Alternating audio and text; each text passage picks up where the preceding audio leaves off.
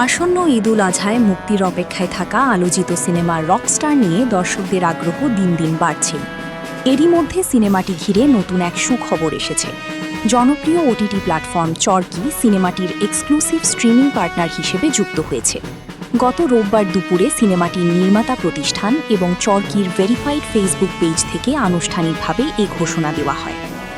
এ বিষয়ে চরকির প্রধান নির্বাহী কর্মকর্তা রেদওয়ান রনি জানান, মানসম্মত ও ভিন্নধর্মী কন্টেন্টের সঙ্গে কাজ করাই তাদের মূল লক্ষ্য। সেই জায়গা থেকেই রকস্টারের সঙ্গে যুক্ত হওয়ার সিদ্ধান্ত নিয়েছে চরকি। তিনি আশা প্রকাশ করেন, সিনেমাটি দর্শকদের জন্য নতুন ধরনের অভিজ্ঞতা নিয়ে আসবে।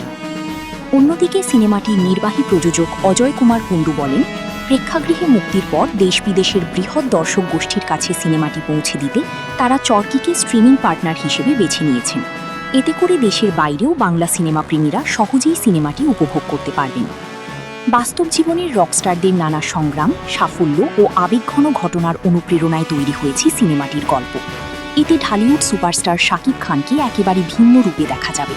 অ্যাকশন হিরোর পরিচিত ইমেজ ছাড়িয়ে তিনি এখানে অভিনয় করেছেন একজন পেশাদার সঙ্গীত শিল্পীর চরিত্রে।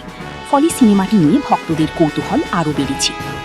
সান মোশন পিকচার্স লিমিটেড প্রযোজিত সিনেমাটির গান ও সঙ্গীত পরিচালনায় রয়েছেন আহমেদ হাসান সানি এবং জাহিদ নীরব। ঈদুল আজহায় প্রেক্ষাগৃহে মুক্তির পর সিনেমাটি চরকিতে স্ট্রিমিং হবে।